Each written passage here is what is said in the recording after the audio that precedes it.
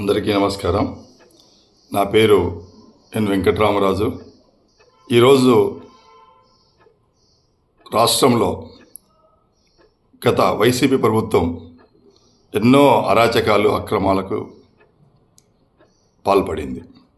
అందులో ముఖ్యంగా తిరుమల తిరుపతి దేవస్థానం లడ్డు విషయంలో కల్తీ చేయడము, ఎంతోమంది వేల కోట్ల రాష్ట్ర భారతదేశమే కాకుండా విదేశాల్లో ఉన్నటువంటి తిరుమల తిరుపతి శ్రీ వెంకటేశ్వర కలియుగ దైవం వెంకటేశ్వర స్వామి భక్తుల మనోభావాలు దెబ్బతినే విధంగా ఈ కార్యక్రమాలు చేయడము చాలా శోచనీయము.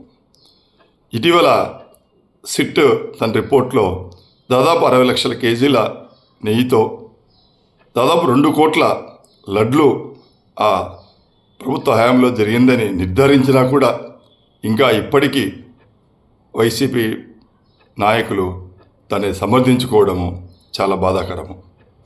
కాబట్టి నేను రాష్ట్ర ప్రభుత్వాన్ని కోరేది ఏంటంటే, ఎట్లా ఇప్పుడు సిట్ రిపోర్ట్ వచ్చింది కాబట్టి తక్షణమే మీరు రాష్ట్రంలోని భక్తుల మనోభావాలు, దేశంలోని భక్తుల మనోభావాలు దెబ్బతినకుండా సనాతన ధర్మాన్ని మనము పాటిస్తూ హిందువులందరికీ కూడా ఒక భరోసా ఇస్తూ తక్షణమే ఆ యొక్క కల్తీ లడ్డు చేసిన వ్యక్తుల మీద తక్షణమే కఠినమైన చర్య తీసుకోవాల్సిందిగా నేను రాష్ట్ర ప్రభుత్వానికి విజ్ఞప్తి చేస్తున్నాను.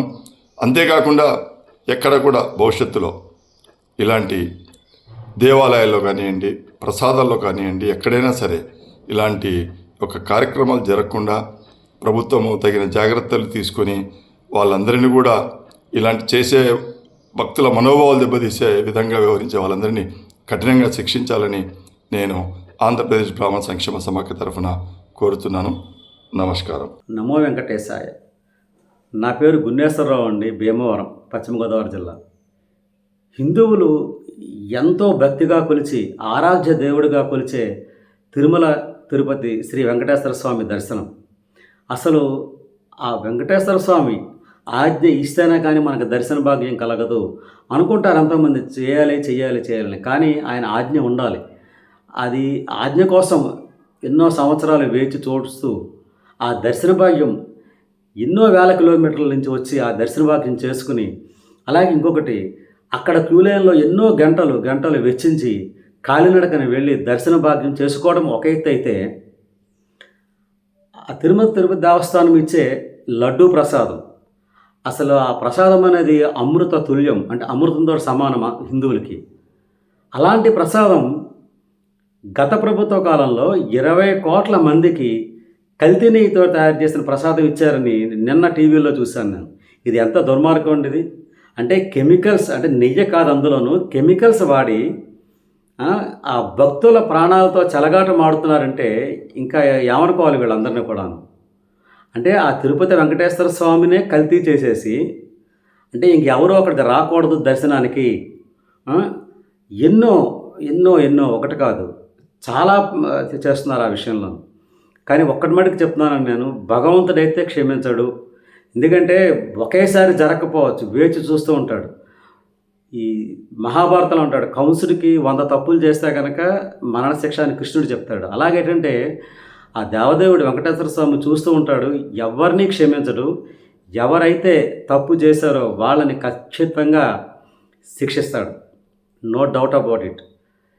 అసలు ఆ దేవుడితోటి పరాచకాలు ఏంటండి, ఆ దేవుడితోటి కుట్రలు కుతంత్రాలు ఏమిటి, నాకు అది ఆశ్చర్యంగా ఉంది నాకు. అంటే హిందువుల మనోభావం దెబ్బతీయాలి, సనాతన ధర్మాన్ని దెబ్బతీయాలని ముఖ్య ఉద్దేశం. ఒక్కటి చెప్తున్నాను నేను, ఈ భారతదేశం అవనండి, రాష్ట్రం అవనండి, సనాతన ధర్మం పాటిస్తున్నారు కాబట్టే, ఎంతో వేలాది మంది భక్తులు సనాతన ధర్మం పాటిస్తున్నారు కాబట్టే ఇంకా ఈ రోజుని సస్యశ్యామలంగా ఉంది. ఎన్నో ఒడిదుడుకులు, ఎన్నో తుఫాన్లు ఎన్నో వచ్చినా కూడా నిలబడింది అంటే కారణం సనాతన ధర్మం, హిందూ ధర్మం. అలాంటి హిందూ ధర్మాన్ని తునాతునగలు చేయడానికి కక్షపూరితంగా ప్రయత్నాలు చేస్తే మటుకి ఈ వెంకటేశ్వర స్వామి అయితే క్షమించడు, అందులో డౌట్ లేదు. మీరు చేసేది మహాపాపం, మామూలు పాపం కాదు. భక్తులతో ఆడుకుంటున్నారు మీరు. ఇలాంటివి ఎలా చేయాలనిపిస్తుంది మీకు? ఒకసారి ఆలోచించండి. కేవలం రాజకీయాలే చేయాలి అని మీరు అనుకుంటే మటుకు ఆ దేవదేవుడు మటుకైతే క్షమించడు. Thank you very much. ఇంకొకటి నేను చాలా ఆశ్చర్యపోయాను నేను.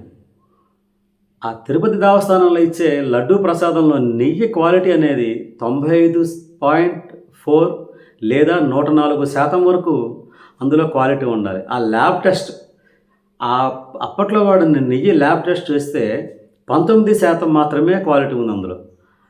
అంటే అసలు ఏమానాలి, ఏమైపోవాలి, ఈ భక్తులు ఏమైపోవాలి, ఆ 20 కోట్ల మంది ప్రసాదం తీసుకున్న భక్తులు ఏమైపోవాలి?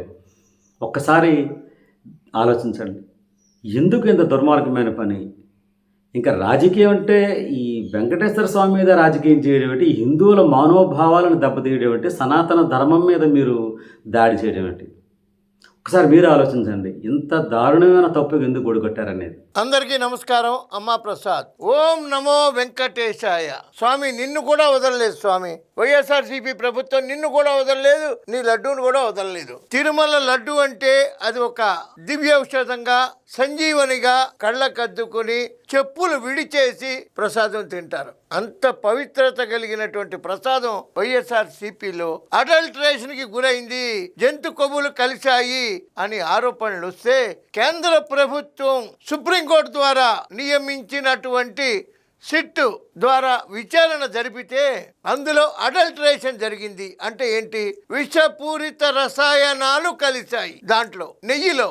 ఇన్ని కోట్ల ఆదాయం వచ్చి ఇంత సంపన్నమైనటువంటి శ్రీ వెంకటేశ్వరుడికే వైఎస్ఆర్సీపీ బాధలు తప్పలేదు. సామాన్య మానవులు ఎంతండి? దేవుణ్ణే వదలలేరా? దేవుడు అంటే భక్తి లేకపోవచ్చు, భయమైనా ఉండాలి కదా. ఈ ఘీ అడల్టరేషన్, సింథటిక్ ఘీ అంటే మీరు ఎవరైనా గూగుల్లో చదువుకున్న వాళ్ళు కొడితే తెలుస్తుంది. కెమికల్స్ కలిసి ఆ అవసరమే వచ్చింది. ఇదేం కారణం అండి? శ్రీ వెంకటేశ్వరుడు ప్రసాదానికి అంటే అవినీతి చేయడానికి శ్రీ వెంకటేశ్వరుడు దొరికాడా? శ్రీ వెంకటేశ్వరుడు లడ్డుగా?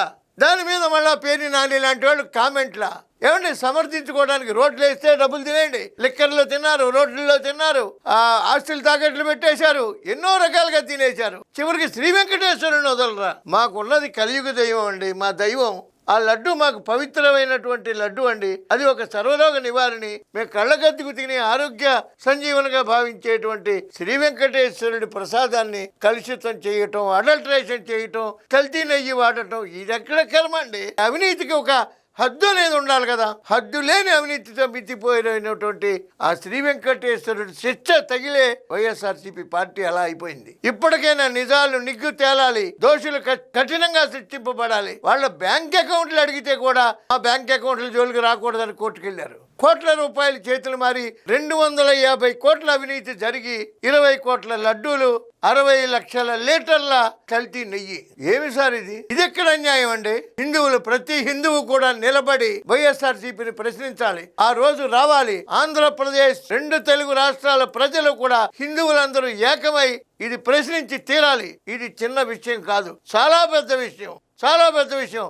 ఒక్కసారి ఆ దేవదేవుడు దర్శనం చేసుకుంటే చాలు, ఆ ప్రసాదం తింటే చాలు అనేటువంటి హిందువుల మనోభావాలు పూర్తిగా దెబ్బతిన్నాయి. ఎవరు కూడా హిందువుల మనోభావాలతో ఆడుకునే ప్రయత్నం చేస్తే హిందువులంగా అందరూ కూడా సంఘటితంగా ఏకమై ఎదిరించి తీరాలి, నిలబడి తీరాలి, క్వశ్చన్ చేయాలి. హిందువులారా ఏకం కండి.